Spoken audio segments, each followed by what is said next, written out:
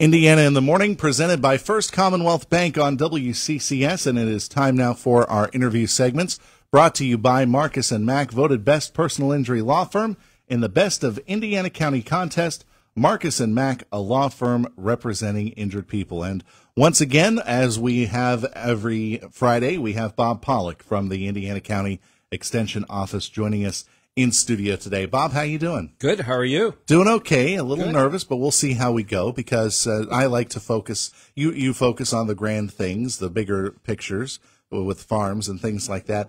I tend to be more, at least my knowledge is towards the backyard gardener spectrum. But as the backyard gardener now goes into the season, I imagine things have already been planted. I went out in Mom and Dad's raised bed.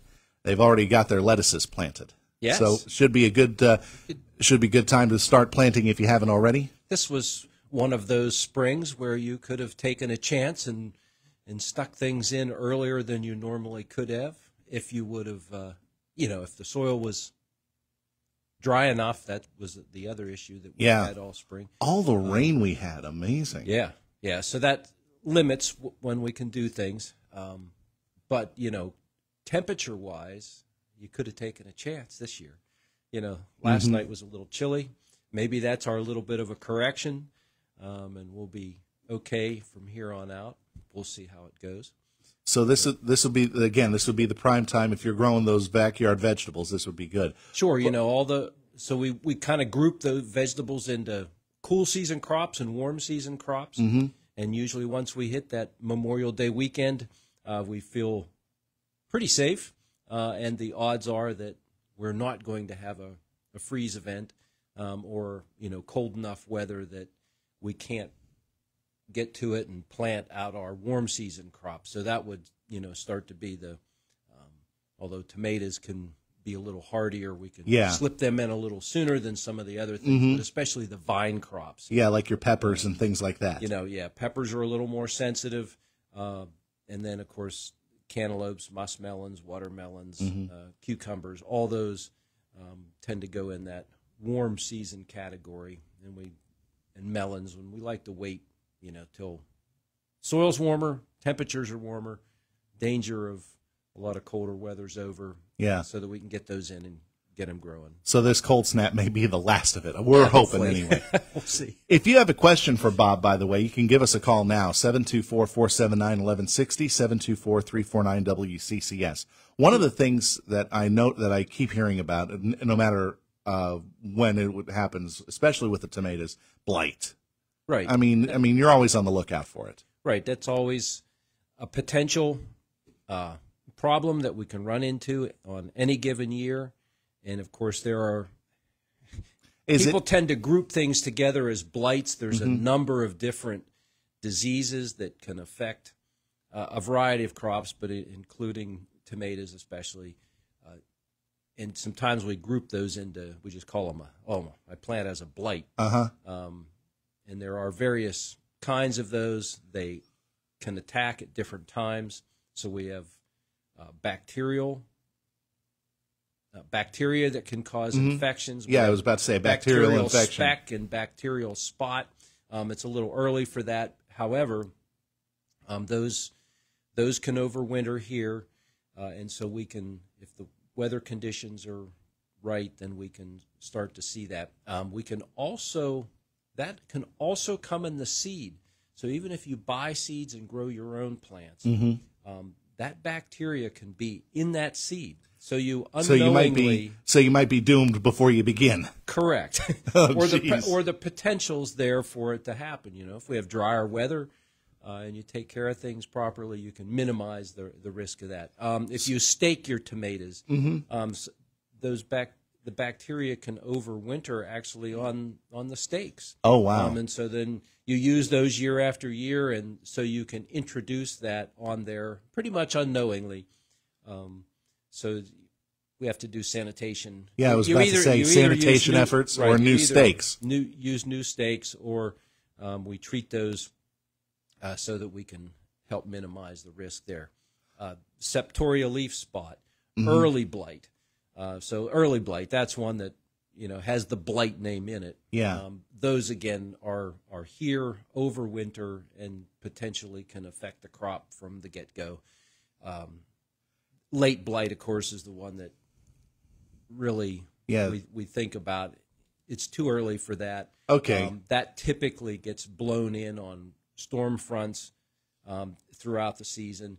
And there's other, insects and diseases can move in here. You can have everything clean. You can do everything right. You can have everything sanitized and even have, the plants protected, and we can still get introduced at some point in the season. So with the weather, obviously the weather is a factor to all of this, not just the conditions of it, but also carrying it in. Is it possible to predict if it's going to be a bad season for blight? So, yes, we can. Looking at the weather patterns, if we have warmer, wetter conditions, it's about the wetting period on the plant itself. Mm-hmm. So the longer the leaves, and once the crop gets on there, that remains moist. Mm-hmm. And just humidity also factors in. And just like a lot of things, if it remains moist for a while, it's going to get mildew or whatever, and it's going to turn bad. Yes. Yikes. Yeah, and usually when things are drier,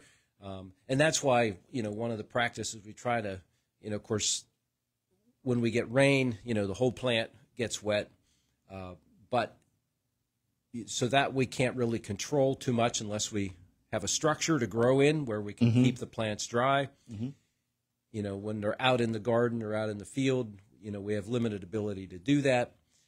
And then what can we do to help minimize the damage, the risk of disease?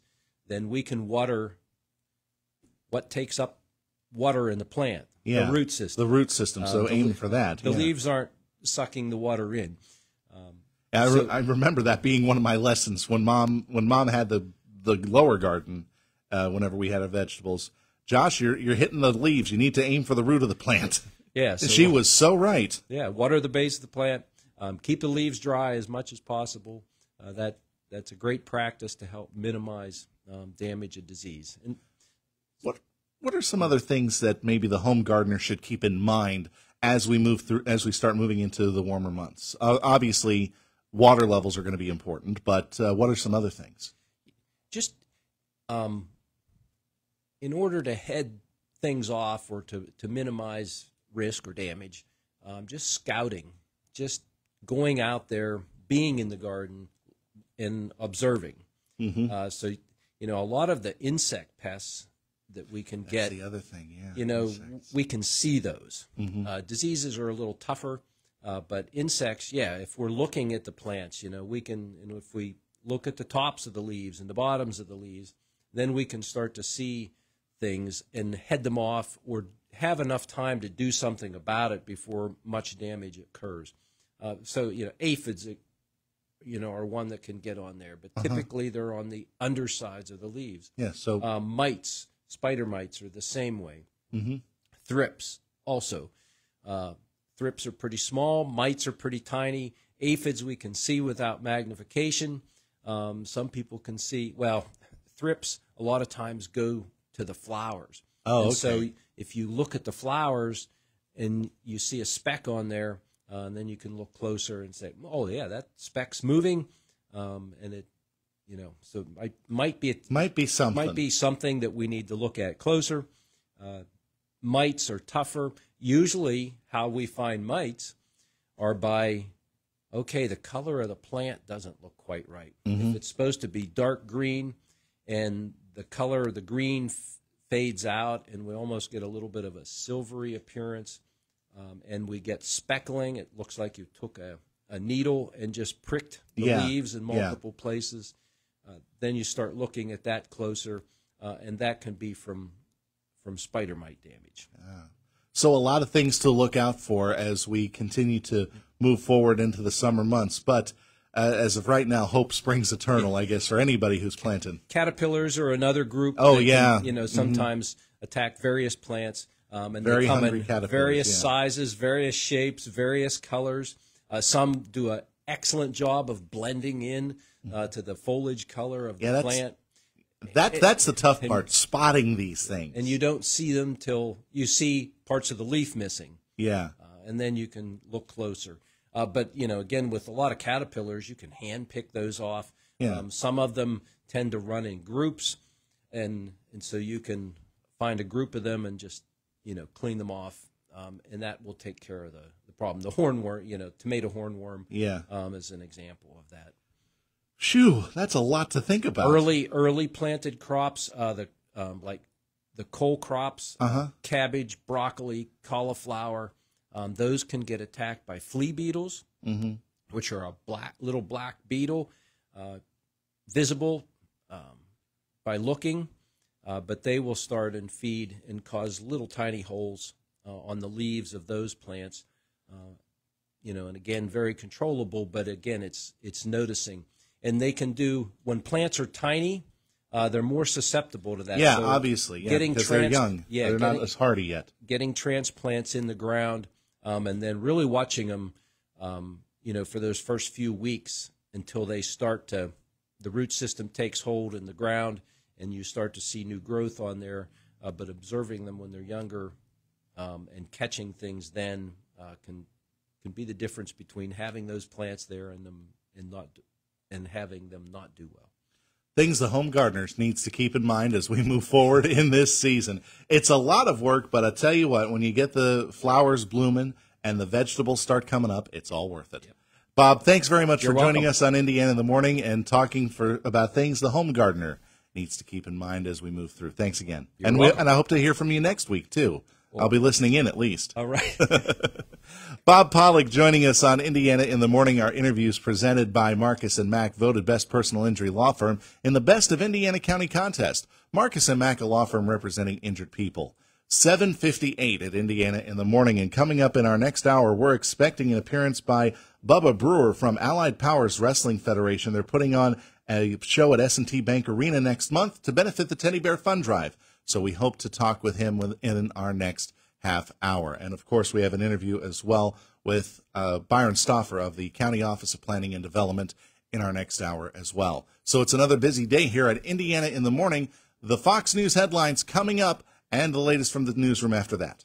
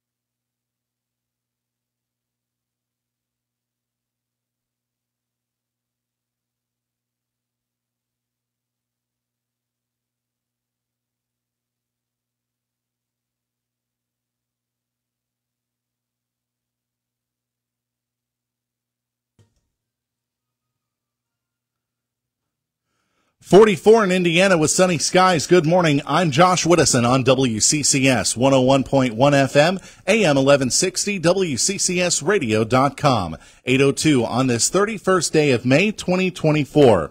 Fire departments in the northern part of Indiana County were busy Thursday with multiple calls, including 2 vehicle accidents, but the first call of the day was a structure fire at 11:49 in the morning on East Creek Road in East Mahoning Township. Marion Center, Plumville, and Rossiter and Clymer fire departments were initially called out, along with the RIT team and Citizens Ambulance. Marion Center fire officials now providing an update. That barn fire was knocked down by the property owner, and firefighters came along and finished the job. The fire was held to Marion Center units only. All the other units were canceled en route. No other information has been released on how much damage was done, but again, knocked down quickly by the homeowner and the job finished by Marion Center Fire Department. At 4:12 p.m., the first of the 2 vehicle accidents of the day reported on Route 240 in Greene Township.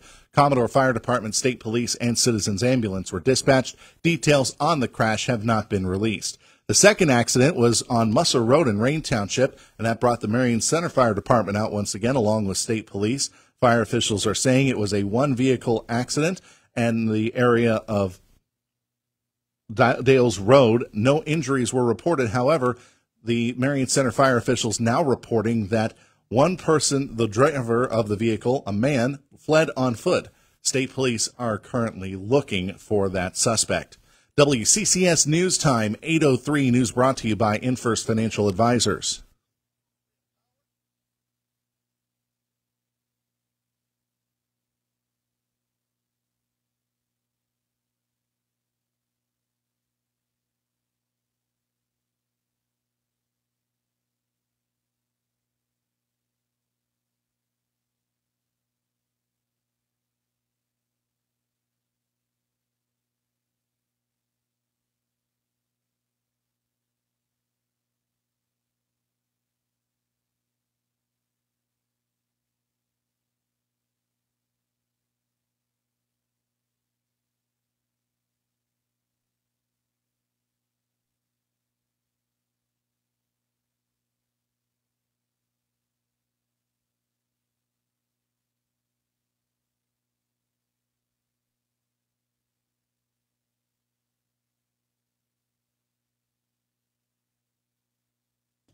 WCCS News Time, 8:05. National Weather Service out of Pittsburgh said a tornado briefly touched down on Wednesday in Latrobe. That storm hit in the area of McChesney Town and Loyal Hanna in Latrobe, marking the 16th such storm in the region of western PA, eastern Ohio, and northern West Virginia this month, reported by the National Weather Service. Eyewitnesses said the EF0 tornado touched down around 6:20 p.m. Meteorologists said wind speed was clocked around 60 to 65 miles an hour. It did not exceed 70 miles an hour, and they are considering this one of the weaker storms. No injuries were reported, but trees and homes were damaged. State officials are extending the deadline for Pennsylvania residents to apply for property tax and rent rebates. Authorities say the deadline for older adults and Pennsylvania residents with disabilities to apply for the rebates on rent and property taxes paid in 2023 is now December 31st of this year. The deadline reportedly had been slated to be yesterday. The rebates will go to Pennsylvanians aged 65 and up, widows and widowers aged 50 and older, and residents with disabilities aged 18 and